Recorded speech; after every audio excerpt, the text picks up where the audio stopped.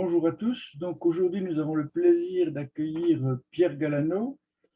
Comment le présenter? Pierre Galano est typiquement un passeur de frontières puisque sa spécialité, c'est l'immunologie au départ. Il a été directeur du unité INSERM qui travaillait sur les cytokines et l'immunopathologie, puis après d'un institut fédératif de recherche.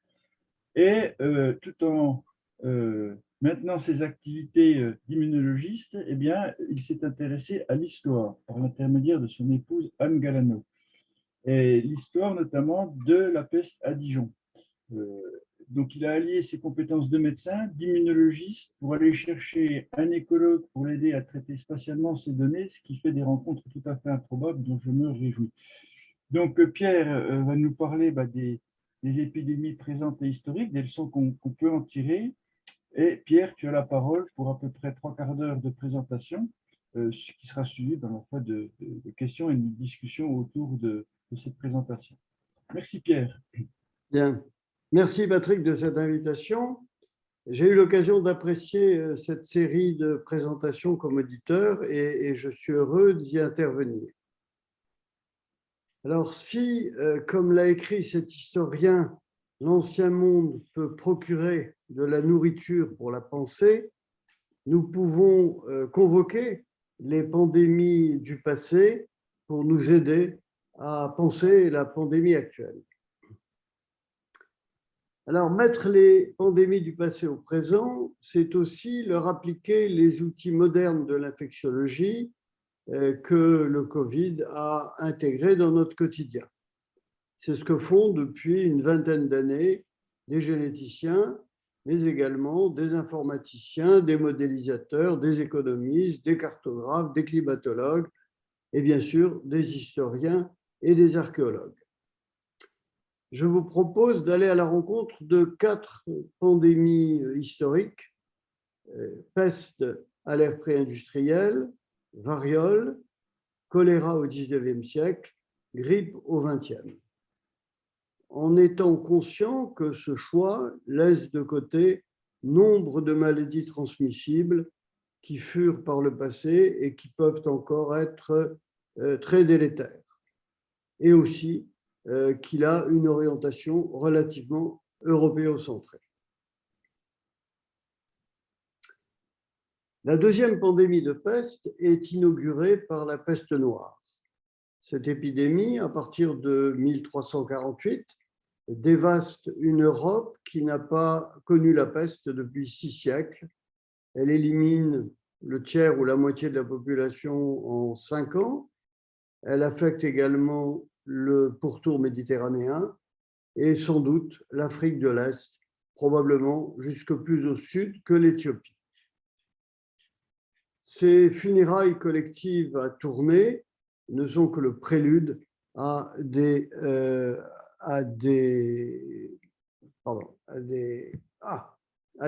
fausses communes. L'ampleur donc de la létalité déstabilise les contemporains. Et les jeunes Florentins que Boccace met en scène dans le Décaméron ne se contentent pas de fuir l'épidémie, ils préservent leur santé mentale en se distrayant dans leur confinement avant l'heure. Le contraste entre ces deux illustrations, toutes symboliques qu'elles soient, ce contraste souligne la diversité, l'inégalité des destins face à une épidémie qui est pourtant considérée comme un tueur universel. Alors, depuis une dizaine d'années, nous en savons davantage sur le responsable de ce fléau, la bactérie Yersinia pestis. Les ADN de multiples souches d'épidémies historiques et même préhistoriques ont été séquencés. Sur cet arbre phylogénique de Yersinia pestis, qui retrace une dizaine de milliers d'années d'évolution à partir de sa divergence à partir de Yersinia pseudotuberculosis, l'apparition de la souche de la peste noire se situe au moment d'une polytomie, c'est-à-dire une efflorescence de souches nouvelles. Un phénomène qui s'est produit vers le XIIIe siècle dans le Qinghai, sur les contreforts du Tibet. De là, la souche a été transportée par l'Asie centrale jusqu'en Crimée, et on sait que c'est depuis le comptoir génois de Kaffa qu'elle a gagné l'Europe, Kaffa qui était assiégé par les Mongols, mais sans qu'il soit besoin d'évoquer un catapultage de cadavres pestiférés, qui est l'histoire qu'on raconte en boucle, mais qui serait plus probablement qu'un précédent de guerre bactériologique, un précédent de fake news. Quoi qu'il en soit, pardon, alors là, il faut que je revienne en arrière, non, c'est dans ce sens. Quoi qu'il en soit, la pandémie se poursuit pendant 4 siècles, ce qui laisse apparaître un certain nombre de variants, mais il faut savoir que la diversification de Yersinia pestis est lente et peu importante, sans commune mesure avec ce qu'on peut voir pour un virus ARN comme SARS-CoV-2. Certains de ces variants ont donné naissance aux souches de la 3e pandémie, faisant de la peste noire la mère des épidémies de peste moderne. Alors, pourquoi tant de morts? Les contemporains ignorent la mondialisation, qui est pourtant déjà à l'œuvre depuis la sécurisation des routes de la soie par les Mongols. Pour eux, la peste est un châtiment divin, et pour les plus complotistes, la conséquence d'actes de malveillance, avec bien sûr les violences qui s'ensuivent. Pour nous, il n'y a pas d'explication univoque. En effet, la séquence du génome de la peste noire ne montre pas de gènes de virulence inhabituels. En revanche, il est clair que cette souche a rencontré une population fragilisée. En effet, depuis la fin du XIIIe siècle, l'Europe est engagée dans une période de calamité qualifiée de grande transition. Une instabilité climatique inhabituelle qui n'est pas propre à l'Europe entraîne une variabilité importante des températures, des pluies dévastatrices détruisent les récoltes dans les années 1315-1316 et le cheptel européen est dévasté par une série d'épidémies de peste bovine. Il en résulte des famines et peut-être aussi des déséquilibres dans les foyers sylvatiques de peste qui sont à l'origine des épidémies. C'est une période de marasme économique, comme le montre la diminution du PIB de l'Italie du Nord, qui est à l'époque le principal moteur de l'activité économique. Alors après la peste, les destins des survivants sont évidemment bouleversés. On note en particulier l'augmentation du nombre de veuves devenues chefs de famille. Et il faut dire que ces bouleversements favorisent un certain nombre de redistributions patrimoniales en faveur des femmes, de même qu'elles les rendent davantage visibles, puisqu'elles sont davantage présentes dans les sources pour nous. La chute démographique se prolonge jusqu'au XVIe siècle. Elle entraîne une raréfaction de la main-d'œuvre, avec en conséquence, bien entendu, une augmentation des salaires que vous voyez ici et une diminution des surfaces cultivées qui est concrétisée ici par les pousses de chêne qui témoignent d'une avancée de la forêt. Les meilleures conditions de négociation pour les salariés et pour les artisans entraînent une réduction des inégalités, visible ici dans la part des 10% les plus riches dans le patrimoine de l'Italie du Nord qui s'effondre durablement. Ce déficit démographique favorise les mouvements de population, ça sera bien sûr un peu plus tard l'essor urbain, mais dès le XVe siècle, c'est l'occasion pour des populations prêtes à migrer de s'installer dans des conditions plus favorables. C'est ainsi que les propriétaires terriens provençaux font venir au XVe siècle des Vaudois des vallées alpines. Leur hérésie ne dérangera que bien plus tard, lorsque l'espace aura été repeuplé. À partir de la fin du XVe siècle, l'Europe sort de ce qu'on appelait la grande transition pour s'acheminer vers davantage de modernité. Et il est clair que les bouleversements liés à la peste noire y ont contribué, notamment en favorisant le déclin du féodalisme, en stimulant la diversification des activités et en stimulant également l'augmentation des rendements. Mais ces évolutions ne se font pas partout à la même vitesse. Elles se produisent d'abord en Hollande, puis en Angleterre, et elles concernent essentiellement l'Europe occidentale, portant en germe ce qu'on a aussi appelé la grande divergence. Alors, toujours après la peste noire, la pandémie se poursuit pendant 4 siècles. Et dès la peste noire, les villes d'Italie du Nord ont mis en place des mesures sanitaires rationnelles qui vont, avec le temps, se perfectionner et se généraliser dans l'ensemble des régions européennes, telles que quarantaine, restrictions de déplacement en cas d'épidémie, passeport sanitaire, etc. À partir du XVIe siècle, les épidémies deviennent moins fréquentes et surtout, elles sont plus localisées, ce qui permet de dégager des facteurs de vulnérabilité sur une analyse sur le long terme, comme bien sûr les famines, les guerres, mais également, et c'est un peu paradoxal, l'activité économique, en gros, l'analyse cartographique et l'utilisation de la théorie des réseaux a bien confirmé que les villes au centre de réseaux commerciaux, notamment maritimes et fluviaux, étaient beaucoup plus vulnérables. On constate également des divergences de vulnérabilité selon les régions. C'est le cas de l'Italie du Nord au XVIIe siècle, qui est le siège d'une mortalité importante par rapport, par exemple, à l'Angleterre ou à la France. C'est probable, alors qu'il y avait une politique sanitaire relativement moderne dans ces villes.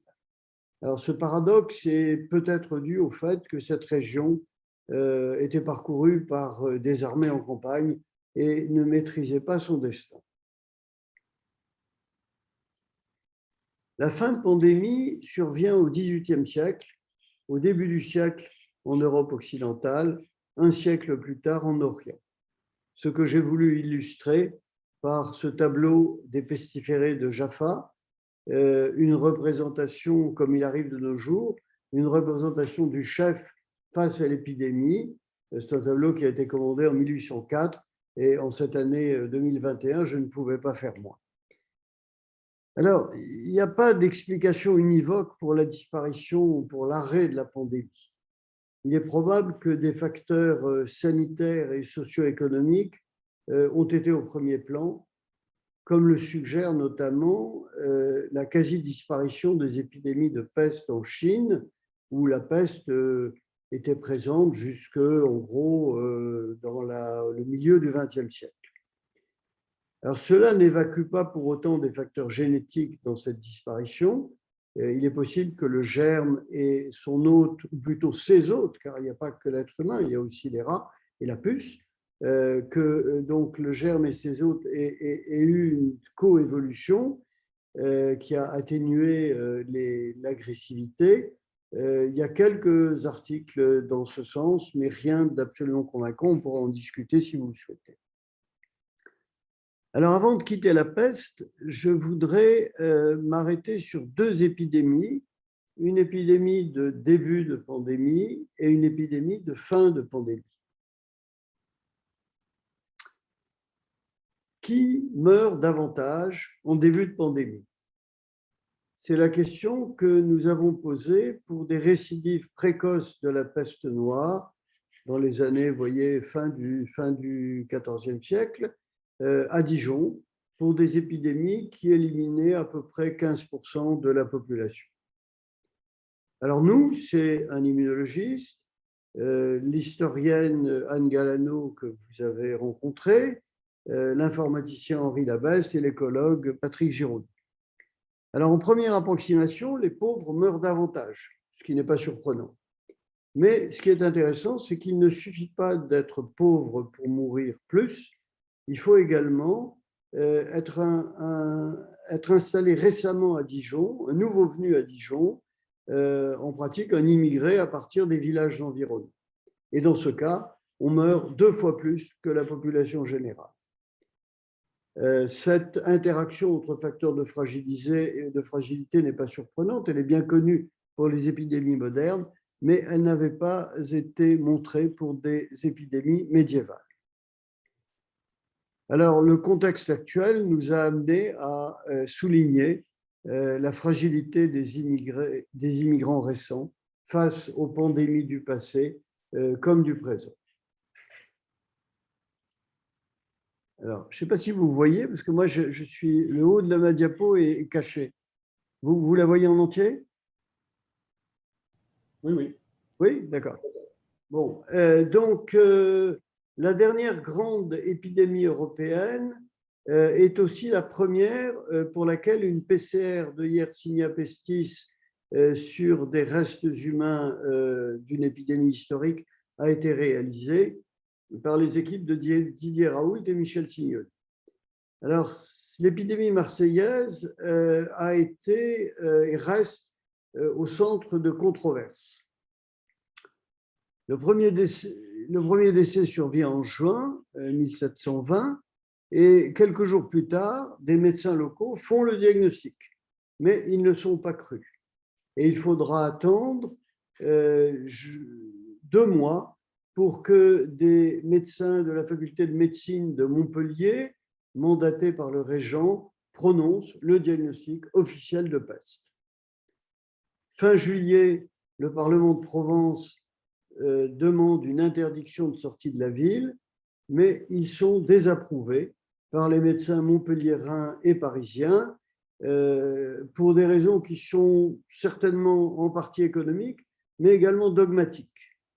C'est finalement à la mi-septembre que le blocus complet de Marseille est instauré, à un moment où il y a déjà plus de 1000 morts par jour et où les autres villes provençales sont contaminées. La Provence sera isolée avec interdiction de sortie sans autorisation de déplacement. On a des exemplaires de ces autorisations de déplacement. La différence avec l'époque actuelle, c'est qu'elles étaient vérifiées par des gardes armés qui avaient pour instruction de tirer. Et puis, ce dispositif est complété par le mur de la peste, dont vous voyez les ruines ici. C'est une très belle destination de balade à pied ou en vélo, je vous le recommande. Quoi qu'il en soit, à la fin de l'épidémie, Marseille aura perdu la moitié de ses 80 000 habitants, mais le pouvoir déjà centralisé a limité l'épidémie à la Provence et au Gévaudan.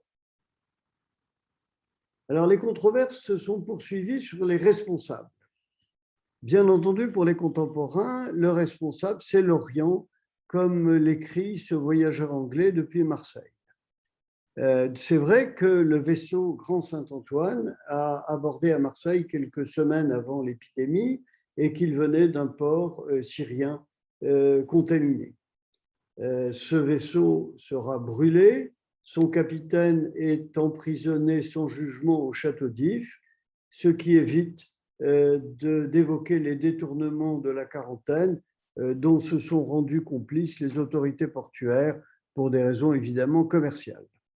Alors ce scénario sera mis en doute en particulier par Jules Michelet. Quoi qu'il en soit, il est de nouveau mis en doute de nos jours par des généticiens qui ont constaté ou affirmé que la souche marseillaise était directement issue d'une souche européenne, descendante de la souche du XIVe siècle, ce qui les a amenés à postuler l'existence d'un foyer sylvatique européen, dont la localisation n'est d'ailleurs pas connue, et qui aurait pu être à l'origine et de la peste de Marseille et de la poursuite de la deuxième pandémie. Alors, ce scénario est contredit plus récemment par un article qui me semble beaucoup plus documenté et d'ailleurs beaucoup plus multidisciplinaire, impliquant des historiens et probablement plus vraisemblable. Voilà, nous allons quitter. Alors, avant de quitter le temps long, je crois qu'il est indispensable d'évoquer le plus grand tueur de l'humanité, c'est-à-dire la variole. La variole a fait des centaines de millions de victimes. Elle déclenchait une immunité collective efficace qui diminuait progressivement avec les nouvelles naissances, d'où nouvelle épidémie, et qui était absente chez les populations qui n'avaient pas été confrontées au virus. Ce fut le cas des peuples d'Amérique à l'arrivée des Européens, et on sait que la variole est responsable, le principal responsable de leur mortalité massive au XVIe et XVIIe siècle, en conjonction, bien entendu, avec la rougeole, le typhus et la colonisation. Alors, c'est ce qu'on a appelé la composante Est-Ouest de l'échange transatlantique, un échange bien asymétrique, puisque de notre côté, ce que nous avons récolté, si j'ose dire, c'est une tréphonématose, traditionnellement la syphilis, peut-être le pion. Voilà, nous allons maintenant quitter le temps long pour aborder les pandémies de choléra du XIXe siècle. Et nous allons rencontrer des Parisiens contestataires, des Londoniens pragmatiques, des Hambourgeois en passe de perdre leur autonomie. L'arrivée du choléra à Paris est la négation de la supériorité européenne pour une population qui sait que la peste a disparu, qui voit la variole diminuer sous l'effet de la vaccination et qui a vu une première pandémie de choléra, quelques années auparavant, rester limitée à des régions considérées comme moins civilisées et en tout cas lointaines, mais pas si lointaines que ça depuis les progrès de la navigation. La presse rapporte au jour le jour, et c'est nouveau, la progression de l'épidémie depuis la Russie et l'abandon d'un cordon sanitaire est-européen inefficace. Des rumeurs complotistes circulent, relayées aussi bien par le pouvoir, y compris le préfet, que par l'opposition. Et puis, des experts médicaux de la Salpêtrière publient un communiqué affirmant que la maladie n'est pas contagieuse, alors qu'en privé, ils reconnaissent que, je cite, il s'agit d'une annonce toute de circonstance et qui ne repose sur aucune base scientifique. Alors, le public ne s'y trompe pas et des médecins sont agressés. Cela préfigure ce qui de nos jours est l'inverse, c'est-à-dire des menaces dont ont pu être l'objet des médecins et des experts qui, par contre, eux, plaidaient plutôt pour la vérité scientifique, tel que mon collègue et ami Tony Fauci. Alors, les conséquences ne se font pas attendre. La fuite des plus riches, le chômage et la surmortalité pour les plus précaires, les pénuries de denrées alimentaires, des décès de personnalités comme le Premier ministre qui était allé visiter les malades de l'Hôtel-Dieu, mais aussi le général Lamarque dont les obsèques donneront lieu à des émeutes au cours desquelles Victor Hugo situe la mort de Gavroche. L'épidémie de 1832 fera 100 000 victimes en France sur une population de peu plus de 30 millions d'habitants. Elle aura ravivé des clivages dans une société qui reste divisée peu de temps après l'arrivée au pouvoir de la monarchie de Juillet. Et de fait, on a pu souligner la coïncidence dans le temps entre les pandémies de choléra et les flambées révolutionnaires du XIXe siècle. À Londres, le docteur John Snow est un spécialiste reconnu, notamment pour ses travaux sur l'anesthésie à l'éther, toute récente, qu'il a eu l'honneur d'administrer à la reine Victoria pour son 8e accouchement. La pompe de Broad Street fournit une eau particulièrement appréciée à une époque où l'adduction d'eau est un progrès considérable, mais dans une ville surpeuplée et où rien n'est prévu pour le traitement des déjections. Alors Snow détecte un cluster de cas autour de la fontaine. Il sait qu'il n'a aucune chance de convaincre qui que ce soit de la contagiosité de l'eau. Les sachants nient la contagiosité de la maladie. Ceux qu'on appelle les contagionnistes considèrent que seul l'air peut transmettre les maladies. Donc, pragmatique, il demande et obtient qu'on retire la poignée de la fontaine. Les cas cessent et il y aura eu près de 700 décès autour de la fontaine. Alors, une enquête s'ensuit, bien sûr, au cours de laquelle Snow produit une cartographie élaborée, notamment avec des diagrammes de Voronoi avant la lettre. Et on finit par admettre que même si l'eau est pure, elle est peut-être contaminée par quelque chose d'invisible qui provient des déjections déposées aux alentours.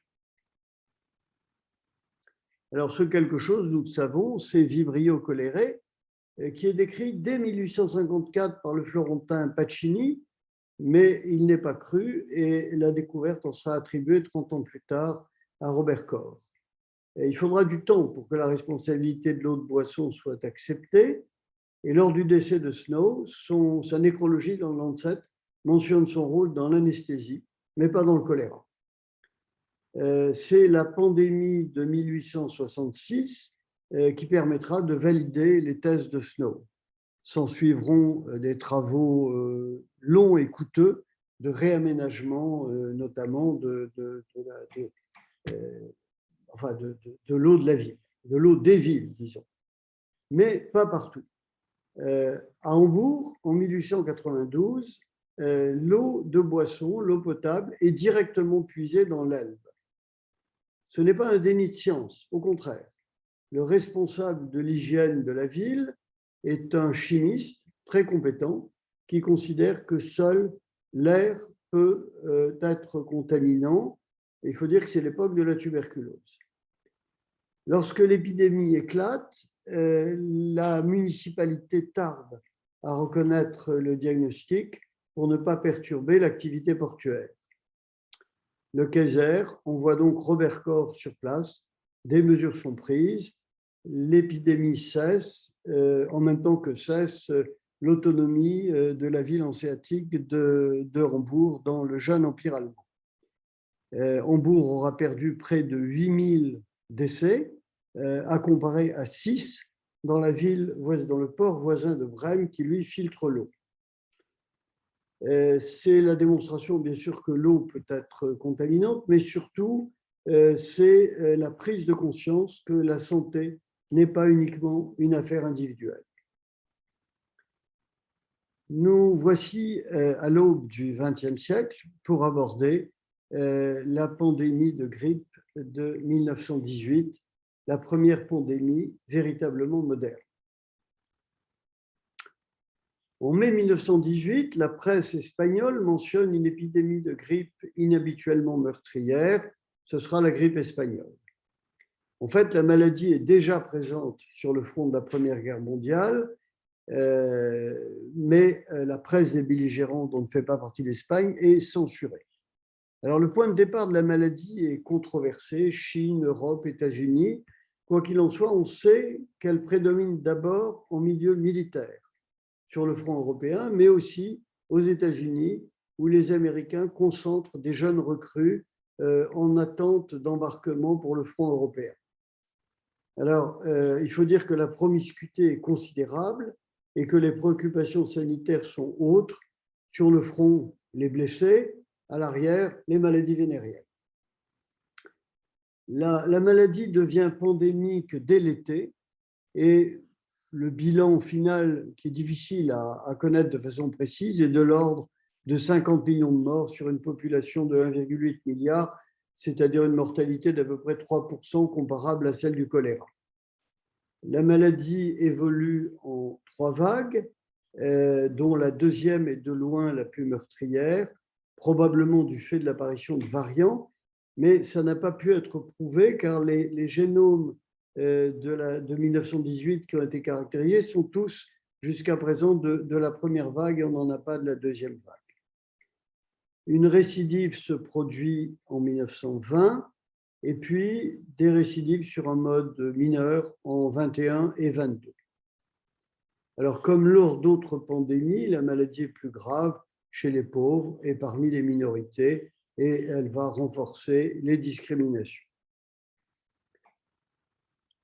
Alors, cette grippe est une tueuse de jeunes adultes. En effet, contrairement aux autres grippes, qui tue essentiellement aux deux extrêmes de la vie, avec une répartition des décès selon l'âge en U, tandis que la répartition des décès selon l'âge pour la grippe de 1918 a une forme en W. Alors, il est possible que ces particularités de répartition selon l'âge soient dues à des effets de cohorte en fonction de l'immunité acquise de façon différente selon les cohortes d'âge et selon leur exposition aux pandémies de grippe du 19e siècle, qui sont figurées ici, mais aussi aux épidémies saisonnières précédentes. La mortalité survient essentiellement par complications respiratoires, parfois rapide, par un effet pathogène du virus, pneumonie virale ou orage cytokinique, mais plus souvent retardé, et ce sont essentiellement des pneumonies par surinfection bactérienne. Comme de nos jours, les sujets fragiles sont plus à risque de décès et on observe des complications à long terme, y compris psychologiques. Alors, lorsque cette pandémie survient, il y a déjà une organisation sanitaire développée dans les pays occidentaux. Et les mesures sanitaires qui sont prises sont du même ordre que celles que nous connaissons. On peut en faire une évaluation rétrospective en comparant la mortalité dans différentes villes. Là, ça a été fait pour des villes américaines. Donc, la mortalité dans différentes villes qui ont pris des mesures sanitaires différentes avec des chronologies différentes.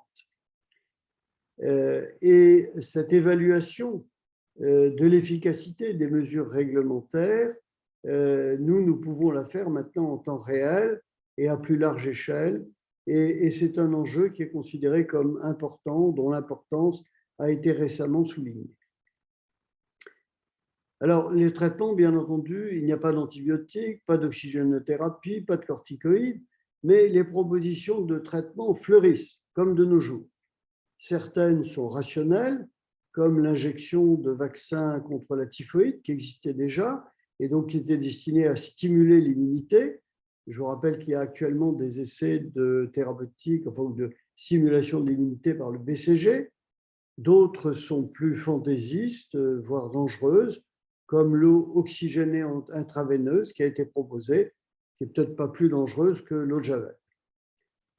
Alors, la microbiologie de l'époque, la bactériologie en tout cas, est bien développée et il y a énormément de recherches pour rechercher un agent pathogène, en sachant qu'on a d'abord pensé que c'était une bactérie, d'où son nom Haemophilus influenzae, et qu'on s'est assez rapidement convaincu que ce n'était pas une bactérie, mais probablement un virus, mais qu'on ne savait pas caractériser. Alors, on fait des essais de vaccins vis-à-vis des bactéries de surinfection, Haemophilus, pneumocoque, on fabrique des antisérums, on utilise des sérums de convalescents, et tout ça avec une rapidité qui n'a pas grand-chose à envier avec ce que nous faisons actuellement. Mais c'est inefficace. Alors, le virus de la grippe a été caractérisé dans les années 1930.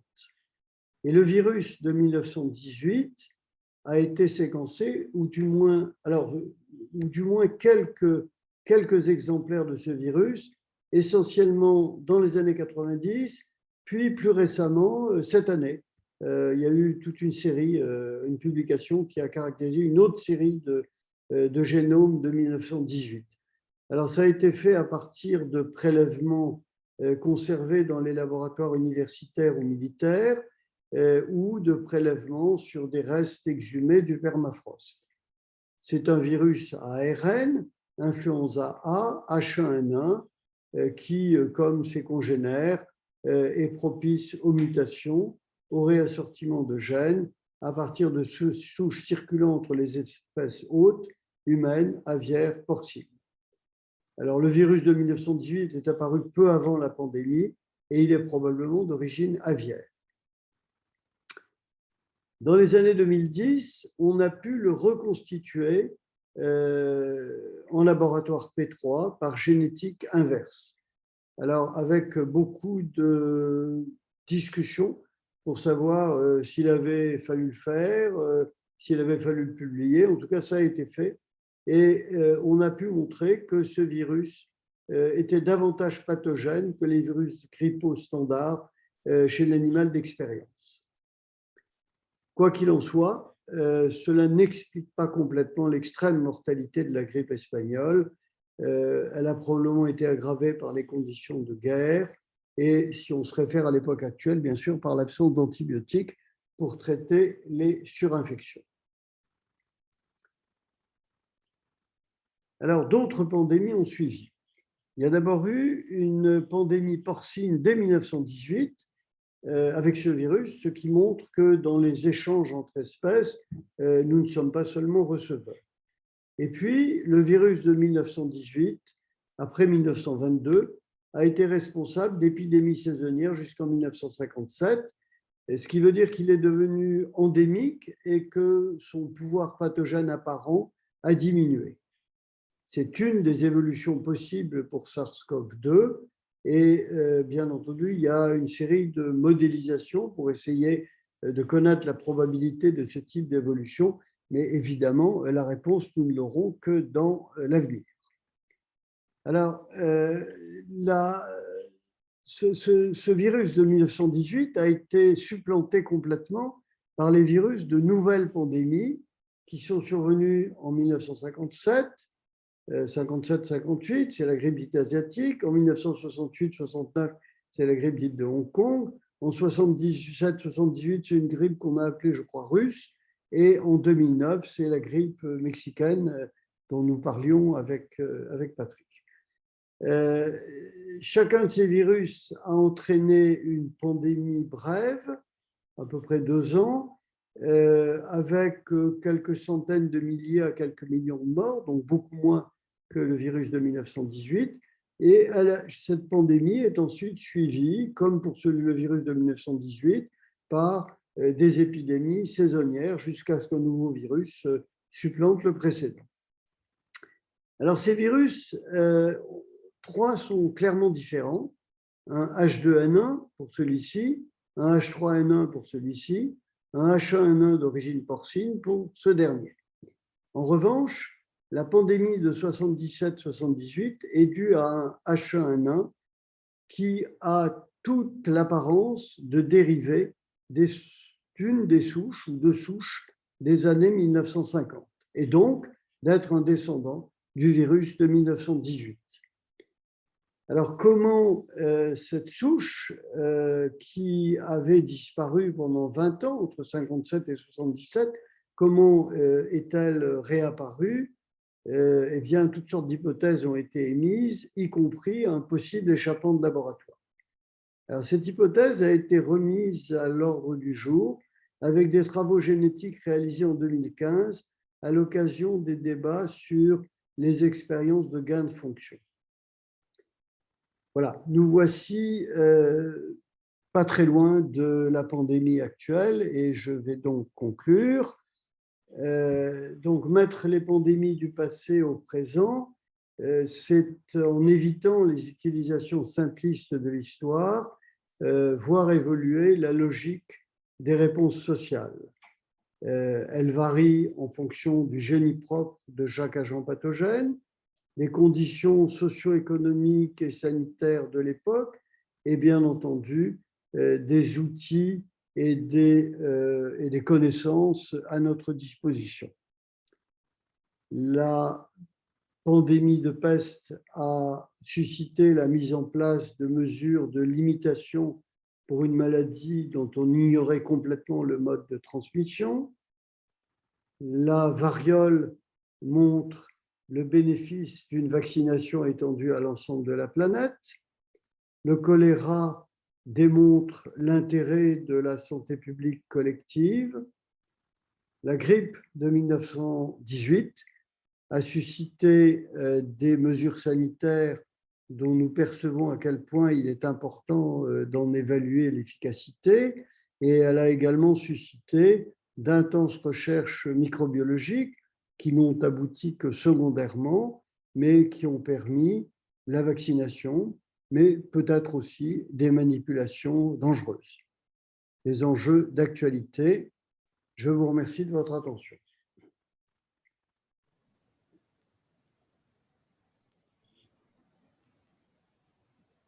Merci, Pierre. On peut cesser peut-être le partage, à moins qu'il ait besoin de... Patrick a la parole aussi. Vous pouvez demander la parole dans l'onglet participants avec la petite main bleue ou dans le chat.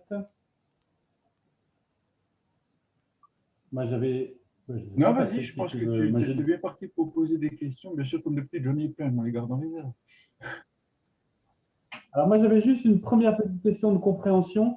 Je voulais savoir comment on trace, à propos de la première, de la peste médiévale, et tous sont tracés en passant par la Crimée, puisque vous avez dit ensuite que, je me suis demandé s'il y avait de l'usage de génétique, de paléogénétique, mais vous avez dit ensuite que c'était seulement à propos de l'épidémie de Marseille qu'on avait fait les premiers PCR. Okay. Quelles sont les méthodes utilisées pour les épidémies antérieures et pour tracer aussi précisément? Oui, je ne voulais pas être trop long. En fait, on peut dire que sur la paléogénétique, ça a commencé par de la PCR, par l'épidémie de Marseille. Et c'est indiscutablement Raoult et Signoli qui ont montré les premiers que quand on faisait une PCR sur des restes du cimetière collectif de l'Observance à Marseille, on trouvait bien, on va dire, des fragments de Yersinia pestis. Okay, et c'était juste une PCR et ça a été contesté dans la mesure où les gens ont dit mais c'est peut-être des contaminations, etc., etc., etc. Et il a fallu attendre 2010 pour que là, on fasse cette fois non pas de la PCR, mais un séquençage complet du génome. Et ça a eu un retentissement important pour plusieurs raisons. D'abord parce que c'était la peste de Londres, quoi qu'on pense des anglo-saxons, c'était la peste de Londres, et c'était surtout la peste noire, alors que la peste de Marseille était la dernière épidémie. Là, on était vraiment au cœur du sujet, au début de l'épidémie. Okay, donc, c'était la peste noire. C'était le cimetière d'East Smithfield où il y avait une quantité considérable de restes qui avaient été exhumés au moment des travaux de la City et qui avaient été mis de côté. Et donc, et puis surtout, était arrivé le séquençage à haut débit. Et ce séquençage à haut débit, il permet deux choses. Il permet d'une part de faire le cut-off entre l'ADN microbien ancien et l'ADN microbien récent. Et d'autre part, il va permettre, quand on a des bouts de séquence de plusieurs, on va dire, décédés de la peste et de plusieurs microbes, de racoler ces bouts de séquence et d'avoir un génome complet. Et donc là, c'était clairement beaucoup plus, on va dire, informationnel. Et donc, on a eu le génome de la peste noire. Et c'est comme ça qu'à la surprise générale, on s'est aperçu que les gènes de virulence de cette souche n'étaient pas particuliers. On s'attendait à trouver une souche avec des gènes de virulence particuliers. Alors après, il y a eu une explosion de travaux sur la paléogénomique et on a caractérisé énormément de souches épidémiques, non seulement de la deuxième pandémie, mais aussi de la première pandémie, la peste de Justinien, il faut dire essentiellement en Eurasie, en Europe occidentale et en Asie occidentale. Et donc voilà, c'est comme ça. Alors, je ne crois pas qu'on ait suivi le chemin de la souche de la peste noire depuis la Chine. C'est une hypothèse. Par contre, on a trouvé des souches dans la région de la Caspienne, ça c'est clair. Et ce qu'il faut dire aussi, c'est que ce que j'ai montré sur la diapo où on fait état de l'explosion de souches au XIIIe siècle, c'est un papier qui est fait par des Chinois à partir de reconstitutions et utilisant en particulier des souches modernes. Parce qu'un des intérêts aussi de la génétique, c'est qu'on ne fait pas que de la paléogénomique, mais on va conjuguer la paléogénomique avec les séquences des souches actuelles, éventuellement, si c'est le cas, comme pour certains virus qui existent également chez l'animal ou qui sont proches chez l'animal, avec des souches animales proches. Et avec tout ça, on peut modéliser plus quelques souches historiques pour remonter dans le temps et savoir, par exemple, à partir de quand un pathogène est divergé.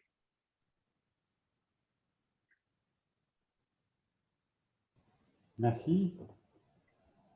Patrick, je te laisse enchaîner. Il n'y a pas d'autres questions pour l'instant. Bon, oui, alors moi j'aurais une première question. Pierre, tu nous as fait un bel arbre avec à propos de la peste noire, mais il y a une peste antécédente qu'on appelle la peste de Justinien. Il me semble que tu en as parlé tout de suite. Comment tu la places par rapport à la peste noire finalement? Parce qu'elle était africaine, elle, si j'ai bien compris, non? C'est des bêtises? Non, non, non, justement, une des surprises, ça a été que la peste noire n'est pas issue de la souche de la peste de Justinien. Voilà. En fait, ce qu'on peut dire, si on reprend, peut-être pas la peine de montrer la diapo, mais si on prend la phylogénie de Yersinia pestis, en fait, les bactériologistes savent depuis très longtemps que Yersinia pestis dérive de pseudotuberculosis. On n'a pas attendu la génomique compliquée. Toujours est-il qu'on sait qu'il y a eu des pestes préhistoriques, à l'âge du bronze. On sait que ces pestes ont accompagné les migrations et ce n'est pas impossible qu'elles aient joué un rôle dans le déclin de certaines civilisations néolithiques.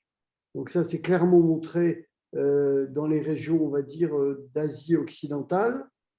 Et puis, la peste de Justinien, elle, est apparue donc au VIe siècle. Au VIe siècle, et il est possible qu'elle ait pour origine des germes transportés par les migrations uniques, mais ça, ce n'est pas certain. Peu importe. L'immigration quoi? Des Huns, les migrations des Huns. Ah oui, d'accord, ok. Alors, ce n'est pas certain. Par contre, ce qui est intéressant, c'est que quand on analyse les souches de la peste de Justinien qu'on connaît, eh bien, on arrive à un cul-de-sac. Et finalement, quand on fait l'arbre, la peste noire, eh bien, elle apparaît, elle descend de souches qui, on va dire, ont contourné la peste de Justinien et qui viennent de souches antérieures, encore antérieures. Par contre, elle a donné la troisième pandémie. D'accord, ok, c'est clair. Alors, s'il n'y a toujours pas de questions, j'en ai toujours. Tu nous as dit à un moment donné, la peste s'est épuisée, on n'a plus d'épidémie maintenant, elle a disparu en Chine. En fait, elle n'a pas disparu du tout en Chine. Il y a tout un réseau extrêmement bien fait qui surveille justement les populations de rongeurs où la peste est encore résiduelle. Et puis moi, j'ai travaillé dans des vallées où il y avait des morts de la peste dans la vallée d'à côté. Hein. Donc, la vraie question, c'est pourquoi on n'a plus d'épidémie de peste, je pense. Elle resterait. Hein. Absolument. Alors, effectivement, c'est une perche que je te tendais. Je savais que tu allais réagir là-dessus. Et j'ai peut-être eu un mot malheureux en disant qu'elle avait disparu. En fait, elle n'a pas disparu. Ce qui est intéressant, c'est la carte je crois que c'est l'OMS qui a fait ça, où on voit les foyers sylvatiques et les épidémies. Si on regarde vers la fin du XXe siècle, bon, il y a des foyers sylvatiques, et pas en Europe, hein, mais essentiellement en Asie, en Afrique et en Amérique de l'Ouest, dans les montagnes rocheuses. C'est connu depuis longtemps. Et quand on regarde aussi les cas déclarés de peste, eh bien, on voit effectivement que les cas déclarés de peste en Chine et en Asie en général, d'ailleurs pas que en Chine, chutent, alors que les cas en Afrique augmentent probablement du fait d'une meilleure déclaration, mais aussi parce que clairement, c'est lié à la pauvreté, à l'insécurité, etc. Et ce qui me paraît intéressant, c'est que les cas aux États-Unis, ils sont stables. Mais qu'est-ce que c'est que les cas aux États-Unis? Les cas aux États-Unis, c'est de temps en temps un ranger qui se contamine ou un touriste qui est contaminé. Et moi, l'impression que j'ai quand on regarde les cas en Chine actuellement, c'est que c'est un peu la même chose. Oui. C'est-à-dire, c'est quelques zigotos qui attrapent la peste parce qu'ils vont se balader, peut-être comme Patrick, hein, dans des régions où il n'y a qu'eux qui vont, mais ce n'est pas l'épidémie comme on connaissait au début du XXe siècle dans ce pays. Est-ce que j'ai raison ou pas? Donc, ça se rapproche du modèle américain. Oui. On va peut-être faire de la peine à Trump, mais ça se rapproche du modèle américain. Tu as raison sans avoir raison, en fait, parce que le modèle américain que je connais aussi pour avoir visité les zones pesteuses du côté d'Albuquerque, là, la peste circule dans le compartiment sauvage et c'est même un élément régulateur des populations de chiens de prairie. Donc, on a visité, tu as du colis de chien de prairie, tu as Ah des oui, tu n'as plus de chiens de prairie, il y a eu la peste, tu fais 4 kilomètres plus loin, tu as des chiens de prairie parce qu'eux, ils n'ont pas eu l'épidémie. Donc, ça circule intensément, mais les Américains ne sont pas contaminés, ou très peu, et effectivement, ils sur sont le. très peu contaminés. Alors, si tu vas du côté chinois, ça me semble encore. Alors, il y a les deux. C'est-à-dire que régulièrement, ils ont par exemple un Japonais il y a une dizaine d'années qui a chopé la peste parce qu'il visitait le plateau du Qinghai, il est rentré chez lui, ils n'ont pas su ce que c'était, ils ont du mal à détecter, je ne sais plus s'il est mort ou pas, mais en tout cas, il est passé pas loin. Hein. Bon, donc ça, il y a les cas où Giroudou a oublié d'emmener son insecticide alors qu'il dissèque des rongeurs. Hein. Mais il y a aussi des cas autochtones parmi les éleveurs, si tu veux, qui, eux, sont dans le foyer pesteux, ils restent et ne sont pas vraiment des touristes. Mais ils sont rares. Bon, ils sont quand même rares. Alors que la peste y est très présente. Il y a des cas chez les rongeurs tous les ans qui sont. Alors, il y a peut-être deux raisons à ça. La première raison, c'est que le réseau d'alerte est quand même assez efficace et qu'il y a des gens qui campent des centres de contrôle des maladies endémiques sur le plateau régulièrement, qui investiguent les populations rongeurs. Et si un rongeur qui est infecté, toute la colonie y passe et insecticide en plus. Bon. Et le deuxième truc, c'est peut-être qu'on est aussi en meilleur contrôle des populations de rats et de souris, enfin de rats surtout, qu'on l'était au Moyen-Âge. Sûrement. Et ça peut être aussi un facteur important, c'est qu'on porte beaucoup plus attention maintenant, en tout cas on a les moyens de limiter les populations de rongeurs domestiques qui devaient être quand même des sacrés véhicules vers l'homme. Bon, c'est une hypothèse, hein, on n'a pas les moyens. Non, mais moi, c'est ce que je voulais exprimer en disant que c'était lié aux conditions sanitaires et socio-économiques. Enfin, je parle des épidémies, hein, je ne parle pas des cas de peste. Hein. Je crois que c'est lié à ça, hein, en grande partie. Alors, il y a quelques arguments en faveur de changements génétiques, mais ils ne sont pas très importants. Il y a un truc, il y a Marie-Angèle qui veut parler, là, on va la laisser parler tout de suite. Ah pardon, j'allais lire parce qu'il y a une question aussi d'Aliénor dans le chat. Une petite question de détail sur 2009. Quelles sont les raisons qui expliquent la limitation des contagions en Europe? Je ne sais pas. Je ne peux pas répondre. Je suis vraiment un spécialiste de la grippe. Je ne sais pas si on sait que quelqu'un. Regarde le SARS-CoV-2 qui avait finalement toutes les raisons de passer comme l'a fait le SARS-CoV-1, pardon, de 2003. Il ne l'a pas fait. Et c'est bizarre. Hein. Bon. J'ai ouvert le micro pour Marie-Angèle, Hermie. Oui, alors moi je me situe toujours dans une optique de prévention et je voulais savoir si on avait une connaissance complète des types de transmission qui peuvent donner naissance à des épidémies. Alors on sait par l'air, on sait par l'eau, on sait par les rats puces, on sait par la voie sexuelle. Mais est-ce qu'il y a d'autres modes de transmission et surtout, qu'est-ce qu'on pourrait apprendre finalement à plus long terme de l'épidémie actuelle? Par exemple, doter, alors je dis un peu n'importe quoi, hein, mais par exemple, prendre l'habitude de doter toutes les classes, tous les cinémas, tous les théâtres d'extracteurs d'air. Au fond, ça a un certain coût, mais ça diminuerait assez considérablement si on suit ce que disent les scientifiques, ça diminuerait toutes les épidémies de grippe qui chaque année coûtent quand même très cher.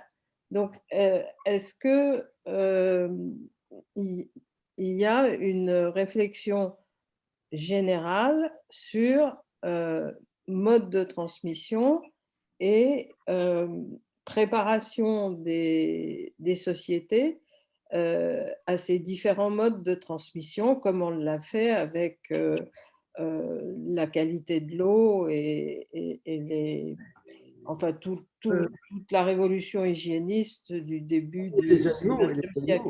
Les aliments. J'avoue, je pense que c'est difficile. Il me semble qu'il y a deux questions là-dedans. L'une, c'est quels sont les grands modes de transmission? Donc, vous avez évoqué effectivement l'eau, l'air, la voie sexuelle. Bon, il y a le reste. Hein. Il y a le sang, il y a les aliments. et puis les extracteurs d'air. Moi, ce que ça me rappelle, mais alors, bon, je suis vieux, hein. Ce que ça me rappelle, c'est que quand j'étais à l'école, on ouvrait les fenêtres, hein. On ouvrait les fenêtres. Ma grand-mère est morte de la tuberculose, donc c'était l'époque, hein. Et on expliquait que, et mon père me disait respire quand on allait se promener en montagne. Bon. Alors maintenant, il y a des moyens plus modernes, mais c'est sûr que, enfin, ce que ça veut dire, c'est qu'on va, en fonction des différents risques épidémiques, je crois qu'on ne peut pas tout couvrir. Je pense qu'il faut le faire en fonction des risques épidémiques ou des circonstances. Ce que vous dites sur l'extraction d'air dans les écoles me paraît effectivement tout à fait sensé, mais ça va dépendre un peu des circonstances et de ce qu'on craint. Alors, je prends un exemple. Je suis allé je me suis fait faire une prise de sang récemment. Quand j'étais chef de service à l'hôpital, jamais une infirmière ne faisait une prise de sang sans gants. Parce que c'était l'époque du sida où on en était très près. Maintenant, la personne qui m'a fait la prise de sang, elle n'avait pas de gants, mais elle avait un masque. Donc, je pense qu'il faut adapter en fonction des risques qu'on prévoit, en sachant qu'on ne peut pas toujours tout prévoir. Je ne sais pas si j'ai répondu à votre question. Si je peux me permettre de compléter, ce qui me frappe, moi surtout, c'est que dans le panorama que vous avez donné sur plus de 400 ans, pratiquement, quand l'épidémie arrive, quelle que soit l'épidémie, c'est les mêmes gestes barrières et les mêmes prescriptions. C'est-à-dire que distanciation sociale, barrières, frein au déplacement, etc. Et alors, ce qui a beaucoup perturbé, d'ailleurs, je voulais laisser entendre, je pense, sur le choléra. Quand le choléra est arrivé en Europe, tous ces gestes barrières de la peste avaient été abandonnés, parce qu'il n'y avait plus de peste en Europe. Et un certain nombre de gens qui avaient beaucoup réfléchi disaient mais c'est plus la peine. Alors ils disaient ça aussi parce que il y avait eu les progrès de la navigation et les quarantaines des navires gênaient la rapidité du commerce qui commençait à s'accélérer. Et quand on a dit aux malheureuses populations ne vous inquiétez pas, ça n'est pas contagieux, eh ben, ils n'ont pas cru. Et non seulement ils n'ont pas cru, non seulement on leur a dit ça n'est pas contagieux, mais on a réinstauré un certain nombre de barrières ou de limitations. Par exemple, on savait que c'était quand même dangereux d'aller voir les malades à l'Hôtel-Dieu.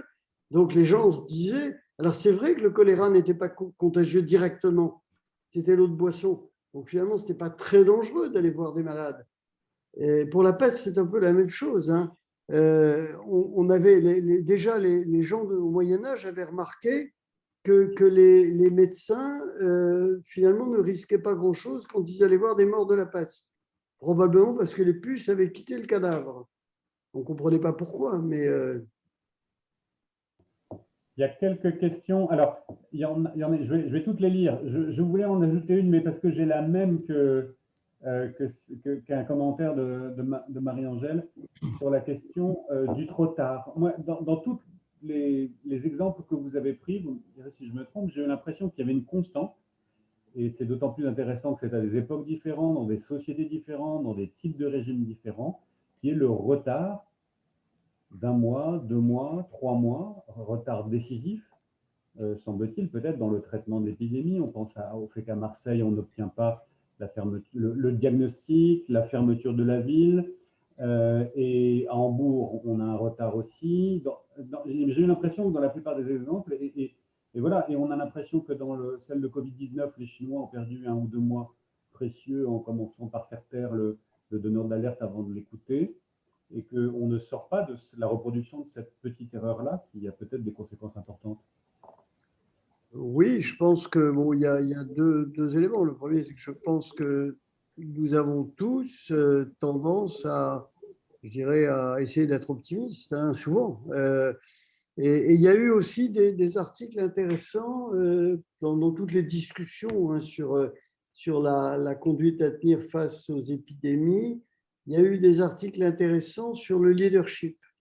C'est-à-dire que ça ne se passe pas toujours de la même façon en fonction des gens qui prennent les décisions.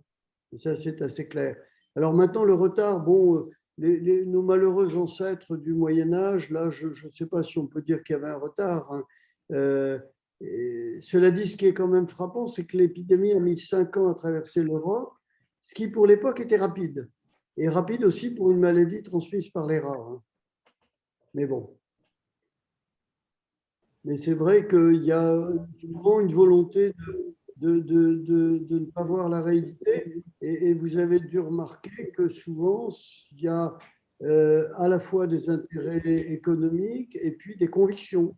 Et pas uniquement économiques. Il y a des gens de très bonne foi qui sont convaincus qu'ils ont scientifiquement raison, qui prennent des mauvaises décisions, comme à Hambourg, par exemple. C'est ça, vous avez évoqué des convictions doctrinales. Oui, je n'ai rien contre les chimistes, hein, mais il se trouve que c'était un chimiste. Mais il y avait, il faudrait que je retrouve les références, il y avait une très bonne conférence sur YouTube d'un psychologue qui parlait des biais cognitifs qui nous amenaient systématiquement à sous-estimer le danger ou à penser qu'il est plus lointain, etc. Et c'était très, très, très illustratif du fait que ça empêchait de prendre les bonnes décisions au bon moment. Hein. Oui, c'est vrai, c'est vrai. Il y avait une question de Charlotte Ledeliou. Quel lien peut-on éventuellement faire entre perte de biodiversité, industrialisation, différentes phases du capitalisme et ces épidémies? Patrick a commenté en renvoyant à sa propre conférence dans ce séminaire, mais Pierre peut peut-être ajouter quelque chose sur ce sujet. Je me sens tout petit devant Patrick sur ce sujet.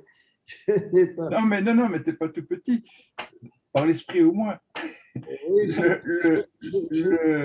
comment dire, oui, non, mais c'est vrai, ça a été très détaillé, Charlotte, dans la première conférence de la série qui s'appelle La biodiversité, à quoi ça sert?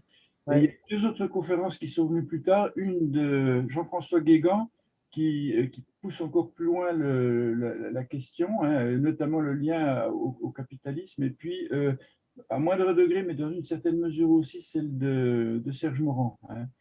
Je pense que vraiment, si vous voulez avoir la réponse à cette question-là, ou en tout cas les commentaires sur ces questions-là, il faut venir à ces deux conférences-là.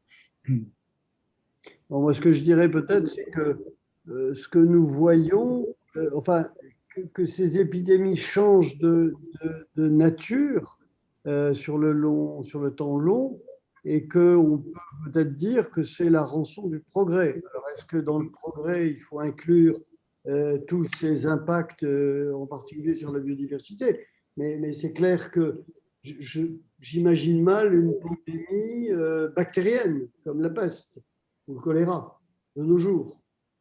On a des raisons de penser que ce sera plutôt viral. Oui. Bon. Pour faire très très court pour Charlotte, hein, en fin de compte, les points de biodiversité, les pôles de biodiversité mondiaux, c'est aussi une très forte biodiversité microbienne, tous microbes confondus. Il faut avoir en tête que les microbes pathogènes sont rares. Hein, pratiquement, si vous prenez les biomasses terrestres, 86% de la biomasse terrestre, c'est des végétaux. Et vous avez à peu près 17% de microbes, et le reste, c'est epsilon. Pour compléter à 100%, mais c'est de l'ordre de 1%. Donc, on est dans une biosphère qui est planto-microbienne, on va dire ça comme ça, végétale et microbienne. Bon, alors, ayant dit ça, la forêt équatoriale, par exemple, est très riche en microbes. Mais si vous mettez cette forêt équatoriale très riche en microbes en contact de populations qui sont très homogènes, animaux domestiques, humains, ben forcément, vous les mettez à côté d'incubateurs. Donc, si un microbe saute sur ces réservoirs-là, ils sont très vite amplifiés, puis avec les transports, ben, ça se transporte très vite partout. Donc, le problème, il vient de là. C'est qu'on est passé d'une planète à quelques... il y a 10 000 ans, on était à peu près 6 millions. Maintenant, on est 7 milliards. Au début du XXe siècle, Pierre Gano parlait de la grippe espagnole, on était combien? Moins de 2 milliards. Il y a un peu moins de 2 milliards, oui. Ouais, voilà, un peu moins de 2 milliards. Donc, en un siècle, on a plus que triplé la population. Et de fait, on a créé tripler la population, ça veut dire aussi augmenter la quantité d'animaux domestiques considérablement. Donc, des systèmes qui sont très simples du côté humain et du côté des animaux domestiques, donc qui sont des vrais incubateurs. Donc, si on met en contact ça avec la biodiversité, alors, par pénétration des milieux, par dégradation de la forêt équatoriale, ben, vous avez le résultat que vous avez maintenant. En gros, dans les années, au début du XXe siècle, on avait une grande épidémie tous les 10-15 ans. Deuxième moitié du XXe siècle, c'était plutôt tous les 10 ans, puis maintenant, c'est tous les 5 ans. Alors, moi, je sais pas, je voudrais être optimiste en disant qu'il y a quand même des facteurs, je dirais, de protection vis-à-vis de tout ça qui sont nouveaux. Les facteurs de protection de type vaccin, antibiotiques et autres. Et puis, il y a aussi un autre facteur, et puis progrès sanitaire, et il y a un autre facteur, tu évoquais les populations homogènes, on est et on s'achemine davantage vers une population mélangée, donc avec une diversité génétique qui peut laisser espérer qu'il y aura moins de dégâts. Que tu auras des survivants. Il y aura des survivants, voilà. C'est tout à fait la même chose. Est-ce qu'on pourrait vous demander, à tous les deux d'ailleurs, comment se fait la collaboration sur l'article qui vient de sortir sur donc, la thèse du XVIIe siècle, me semble-t-il, à Dijon? Comment vos différentes disciplines en viennent-elles à se mêler dans cette enquête? Et que fait chacun? L'article. L'article. Les deux articles sur les places à Dijon. Okay. Le Galano.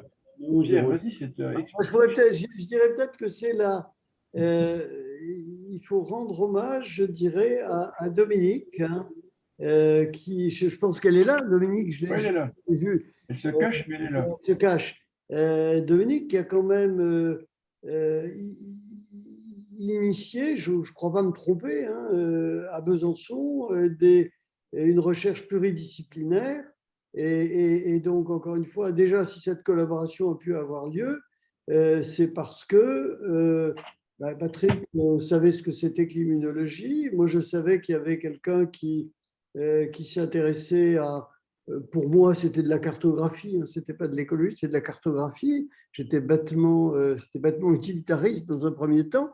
Et donc, ensuite, alors qu'est-ce qu'on a fait? C'est clair que c'est Anne qui a traité les données avec toute la base de données, le logiciel, le système qu'elle avait mis en place avec Henri Labesse, et que, bon, moi, je les ai extraites, je me suis intéressé aux pestes parce que les maladies infectieuses m'intéressaient, et je me suis tourné vers Patrick pour, on va dire, l'analyse, la discussion des données. Je ne sais pas comment tu vois les choses, Patrick. Si, c'est exactement ça. Hein.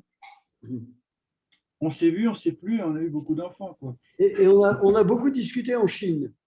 C'est vrai aussi, ça. Dans un aéroport. Exact. Non, mais c'est parce que je pense que c'est de la curiosité mutuelle. C'était un champ qui me paraissait complètement farfelu, faire de l'histoire tout en étant immunologiste, donc rien que ça, c'est amusant. Et puis finalement, bon, voilà, nos techniques se complétaient. Hein. Il y a tout un tas de techniques Pierre appelle ça de la cartographie. Alors, pour faire un peu moins vieillot, on dit modélisation spatiale, mais il a raison, c'est de la cartographie, hein, d'une certaine manière. Bon. Et qui ont émergé, on va dire, dans les années 90 par là, mais surtout les outils ont été à disposition au début des années 2000, vraiment popularisés. Donc, on a profité de cette vague-là parce qu'en tant qu'écologue, on avait le même besoin de spatialisation. Donc, j'ai travaillé dans ma propre discipline sur ces questions de spatialisation. Du coup, il se trouve en même temps que j'étais avec Dominique à la frange de l'utilisation pour des questions de santé de données écologiques. Donc, c'était facile de faire le glissement vers des données historiques, qui étaient aussi des données de santé. Pour expliquer, quel est l'intérêt? Donc, il s'agit d'aller chercher les données qu'on a sur la pandémie, qui est mort, de quel âge à l'époque, et de les spatialiser. Oui. Qu'est-ce que ça? Simplement, tu peux, parce que si tu veux, bien sûr qu'au XVe siècle, ils ne spatialisaient pas avec des coordonnées géographiques. Mais ce que Pierre a pu montrer, c'est que quand le collecteur des impôts faisait sa rue, il allait de maison en maison. Donc, on avait la succession des maisons indirectement par l'ordre de visite du collecteur des impôts. Et donc, Anne et Pierre ont reconstitué les cartes de ces visites-là. Reconstituant les cartes, le collecteur pouvait voir s'il y avait eu des morts ou pas des morts, puisque c'est une déclaration d'impôt qu'il faisait. Donc on disait, ben voilà, dans ce foyer-là, le maître de maison est mort, il n'y a plus que sa femme, ou bien ils sont partis, ou bien c'est sa femme qui est morte, ses enfants sont morts, etc. Donc toutes les données de mortalité, il les avait maison par maison. Donc la question après, c'était de savoir comment traiter ça d'un point de vue épidémiologique, comment le spatialiser avec des coordonnées géographiques, etc. Comment prouver qu'il y avait des clusters, comment prouver que les riches étaient moins atteints que les pauvres, etc. Et là, c'était le domaine du biostatisticien, donc le mien.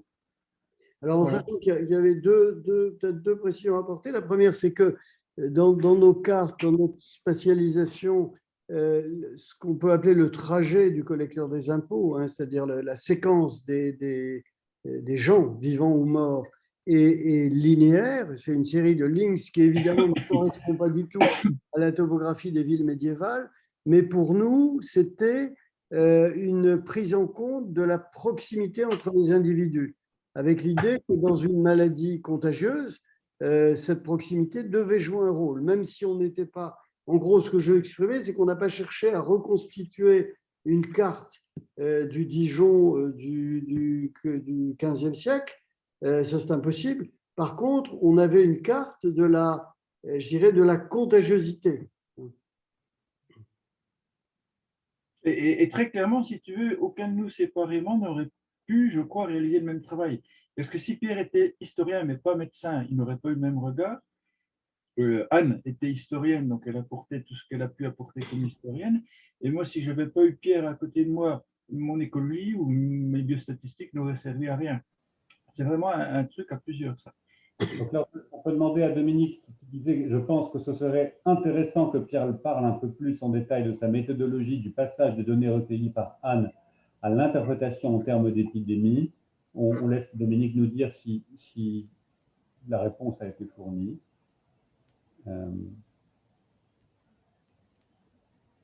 S'il y a d'autres questions sur ce point. J'en profite pour dire le commentaire de Charlotte Leliou qui disait « Merci beaucoup de vos réponses concernant la biodiversité. Les sociétés ont-elles développé une culture de risque de long terme suite à certaines de ces épidémies, monuments dans l'espace public, programmes scolaires, etc. » J'aurais presque… Pierre, je vais te laisser répondre, mais j'aurais des commentaires à faire. Je vais ouvrir le micro à Dominique qui est prête à compléter. La question de Charlotte est plus qu'intéressante, là. Attends, je n'ai pas bien suivi. Je pensais que tu avais répondu. Oui, non, mais sur la question de la mémoire long terme et d'une culture du risque long terme. Oui, c'est clair. C'est clair, et en particulier, il y a eu, ça a été beaucoup fait pour la grippe, hein. Et alors pour le SARS-CoV, pas tellement, parce que ce n'était pas un virus très, on va dire, prominent jusqu'à maintenant. Mais pour la grippe, il y a eu énormément de travaux là-dessus. Et en particulier, comme vous le savez, il y a aussi pas mal de travaux sur le H5N1. On sait qu'il y a eu quelques cas humains, mais pas de transmissibilité interhumaine. C'est un virus aviaire, si je ne m'abuse. Et donc ça, je pense qu'il y a des prévisions dans ce sens. Moi, ma conviction, mais c'est peut-être parce que je suis immunologiste, c'est que la bonne réponse, il faudra que ce soit un vaccin, j'allais dire universel, pour la grippe, hein. Mais bon. Je rêve un peu, hein. Dominique a la parole. Oui, non, je pense que Patrick a répondu à une bonne partie de ce que je disais, c'est-à-dire que Pierre expose un peu plus son propre travail avec Anne et Patrick. Je trouve que ce qui était intéressant dans la démarche, c'est qu'au départ, le travail d'historienne d'Anne, il n'a pas été fait, enfin, ou alors je me trompe, je n'ai pas tout suivi, mais je pense que la soutenance de la thèse, je crois. Elle écoute et elle rectifiera si elle n'est pas d'accord. Oui, mais c'est grâce à Dominique qui m'a sauvée, j'avais tout laissé tomber. Mais je veux dire que le but n'était pas de travailler sur les épidémies. Il me semble que comme historienne, elle travaillait sur les impôts, les foyers, etc. Absolument. C'est là qu'on voit que quand on a une bonne base de données solide, bien récolté, bien classé, etc. Ensuite, on peut poser à partir de ça des questions complémentaires. Et moi, c'est ce qui m'intéressait dans la démarche de Pierre, de dire, bon, maintenant, je suis en retraite, je suis moins développé, je vais m'intéresser à ça. Et là, j'ai une collection de données fabuleuses et je peux essayer de réfléchir en termes d'interprétation sur les épidémies, sur, et c'est ça que j'ai trouvé très intéressant, parce que c'est aussi du point de vue du concept, quand on a des données bien recueillies, etc., on peut aller plus loin. Et c'est vrai que la démarche d'Anne au départ, dans un milieu fac de lettres, Sorbonne, etc., il était très critiqué, contesté, on ne va pas remonter tous les débats qu'il y a eu au début. Et justement, c'est parce qu'elle avait travaillé comme ça que cette utilisation secondaire et la part qu'a pris Patrick dans l'histoire ont été intéressantes. Et c'est ce que je ressens. Tu as tout à fait raison, tu as bien fait de souligner ça.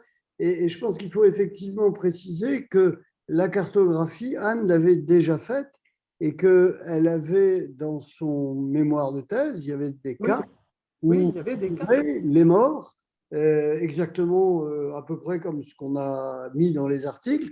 Et donc, elle me disait, voilà, les gens meurent davantage là. Et moi, ma question, c'était, mais est-ce que tu peux le prouver statistiquement? Et à l'époque, on ne savait pas faire ça. Et donc, c'est bien pour ça que, et en fait, comme je l'évoquais, la cartographie ou la modélisation spatiale a confirmé ce qu'elle avait trouvé. Voilà, c'est ça. D'autres choses après, mais au départ, c'était déjà fait, j'allais dire, à l'œil. Hein. Oui, mais on a pu greffer ce questionnement en termes d'épidémie à partir d'un travail qui était déjà très élaboré, mais qui avait d'autres buts, finalement. Il faut dire que ce qui s'est passé, c'est que les épidémies nous ont intéressés assez vite, et ça a coïncidé avec le moment, et c'est la question qu'Arnaud Massé posée au début, le moment où on a commencé à séquencer les souches de Yersinia pestis dans les années 2010. C'était à peu près au même moment. Et donc, ça nous a d'autant plus intéressés qu'on a évidemment suivi la littérature et que ça a aussi intéressé les gens et les reviewers des revues scientifiques. Tout à fait. Arnaud, si tu veux, on peut peut-être répondre aussi à la question de Charlotte, qui dit « Merci beaucoup de vos réponses concernant la biodiversité. Des sociétés ont-elles développé une culture de risque de long terme, monuments dans l'espace public, programmes scolaires, etc., suite à certaines de ces épidémies ?» Pierre, tu pourras peut-être répondre de façon précise, et puis après, je répondrai de façon plus générale sur la différence entre nos sociétés occidentales et ce que je peux observer en Afrique. Moi, je pense que oui, hein, parce que clairement, au Moyen-Âge, les mesures qu'on a évoquées, eh bien, ces mesures, elles étaient vraiment appliquées. Alors, c'est clair que, par exemple, à Marseille, il y a eu des détournements de la quarantaine, mais il y avait une quarantaine, c'était considéré comme normal. Que pour le choléra, eh bien, les travaux qui devaient être faits ont été faits dès lors que les autorités ont été convaincues que… Mais là, il a fallu du temps, mais ça a été fait. Et donc, je pense qu'il y a eu des réactivités, alors peut-être pas assez rapides, mais effectivement, il y a eu… je pense que ça a été fait avec retard. Oui, avec retard, ça c'est un point, mais je dirais aussi avec oubli. C'est-à-dire que c'est tout le problème. Et si tu regardes bien, il y a deux exemples qu'on peut avoir assez facilement, on peut faire ce constat. C'est que toi, tu dis que tu es très très vieux, moi aussi je suis très très vieux maintenant. Mes parents étaient très très vieux et je me souviens dans les salles de classe du primaire, on avait des grandes planches sur les murs qui disaient qu'il fallait aérer, effectivement, qu'il ne fallait pas cracher par terre. Ma mère me racontait toujours qu'il y avait dans sa salle de classe, c'était marqué cracher par terre, c'est attenter à la vie d'autrui. Donc ça, c'était la lutte antituberculose. Il y avait les timbres antituberculeux qu'on allait vendre. Donc il y avait une vraie culture de la prévention sur un certain nombre de maladies. Dans les écoles primaires actuelles, je suis désolé, il n'y a absolument aucune… je veux dire, on n'a plus ce genre de panneaux, ni même de cours qui sont des cours d'hygiène et de santé publique, ça n'existe plus. C'est vrai. Tout simplement parce qu'on a oublié. Probablement. Et puis le deuxième truc qu'on peut constater, c'est ce qu'on voit en Afrique, c'est ce fameux syndrome de la courbe en V qui est assez pathétique. Alors, je mets tout de suite comment dire, un avertissement au départ. La colonisation est un crime, mais je ne suis pas en train de faire l'apologie de la colonisation. On est d'accord, c'est un constat que des amis africains me font faire. Bon, vous pourrez le voir d'ailleurs justement, Charlotte, dans la conférence sur la biodiversité. Hein. Depuis le 19e siècle jusqu'aux indépendances, on a vu sur la plupart des grandes endémies des diminutions drastiques des prévalences et de la mortalité, qu'il s'agisse de tuberculose, qu'il s'agisse de rougeole, qu'il s'agisse de la plupart des grandes maladies, alors même que les vaccins et les antibiotiques n'existaient pas. Alors bien sûr, quand les vaccins sont arrivés, les antibiotiques sont arrivés, bon, ça a continué à accélérer la diminution. Et pourquoi il y avait ça? C'est parce qu'on avait des médecins en bout de piste ou des infirmiers en bout de piste qui étaient inspirés des préceptes hygiénistes et pastoriens, qui vendaient ça, pas forcément avec des moyens qui sont, pas forcément dans des méthodes qui sont très respectables du point de vue, on va dire, du respect de la dignité humaine. Hein, la vaccination collective, les interventions collectives de gamins qui sont alignés ou même d'adultes qui sont alignés un peu comme du bétail, ça existait, ce n'était pas vraiment quelque chose de très beau à voir. Bon. Aux indépendances, les États faillis en Afrique ont complètement désorganisé leur système de santé et on a vu réapparaître à peu près au niveau où c'était au début du XXe siècle toutes ces endémies. Bon, tuberculose, fièvre, comment dire, maladie du sommeil, etc., etc. Et ça montre bien à un moment donné que oui, et ça arrive, c'est un moment où technologiquement on est bien plus performant. On a les antibiotiques, on a tout un tas on a tout ce qu'on sait de l'immunologie, enfin bref, on en sait beaucoup plus. Donc ça montre bien qu'en fait, ce qui fait qu'à un moment donné, un microbe peut passer facilement dans une population, c'est quand même quelque part la culture de prévention et la culture sanitaire qui est accuse dans cette population. Si vous désorganisez les États, si vous désorganisez les enseignements, si on oublie tout ça, eh bien, on prépare les épidémies. Et ça, c'est quasi expérimental. C'était mon commentaire. C'était pas pour casser l'ambiance. Hein.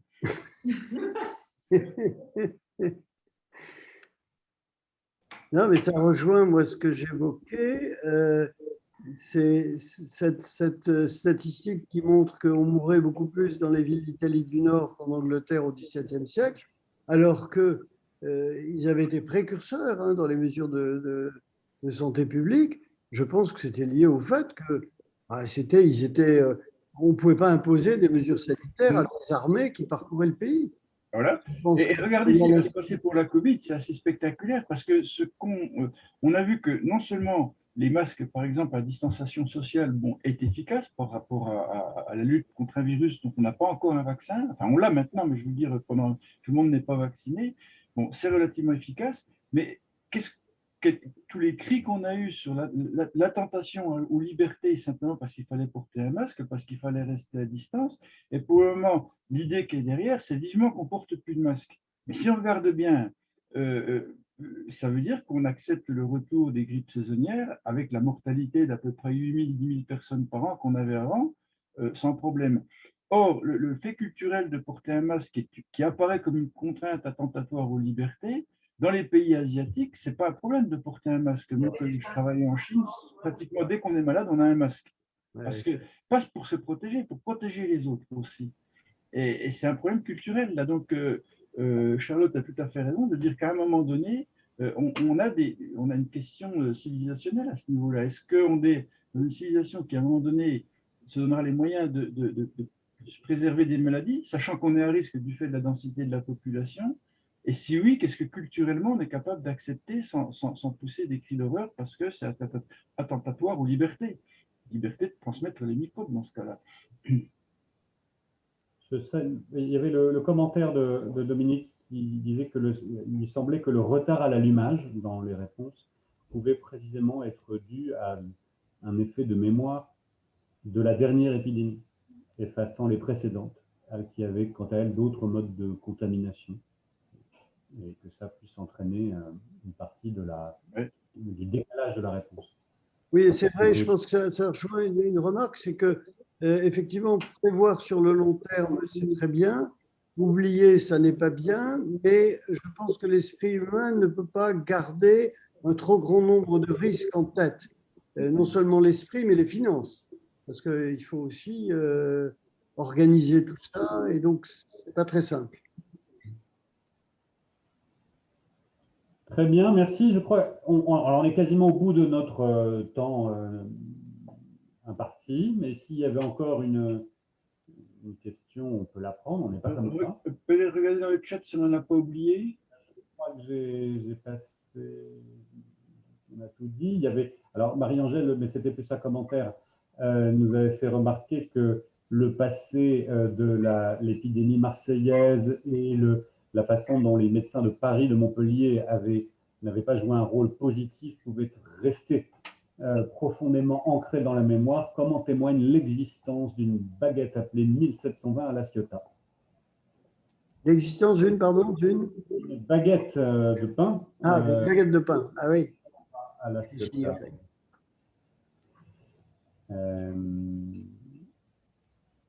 Et Aliénor nous fait remarquer que l'exposé de Pierre Galano a tout de même bien montré une constante. Les conditions de vie restent décisives, promiscuité, espace exigu, transport en commun, insalubre. Dominique demande à quoi ressemble la baguette 1720. Peut-être qu'on pourrait demander à Marie-Angèle de nous faire une photo pour la prochaine séance. Et c'est vrai que 1720 est très emblématique, hein. Je vous ai dit que le bateau Grand Saint-Antoine a été mis à feu et récemment son ancre a été retrouvée et elle a été ramenée en triomphe à Marseille. Magnifique. C'est peut-être une bonne image sur laquelle finir. Peut-être que nous pouvons remercier Pierre et Anne et nous donner rendez-vous le 22 juin où nous recevrons Mathias Girel, qui est philosophe, qui travaille à l'ENS et qui travaille beaucoup sur la production d'ignorance, l'infodémie, l'agnotologie. Et si vous voulez préparer cette séance, en tapant son nom, vous trouverez, et Arte, vous trouverez le documentaire auquel il a participé, qu'il a écrit, qui est disponible sur le site d'Arte, sur cette question de l'infodémie et de la production d'ignorance par l'industrie. Merci à tous. Merci. Bonsoir.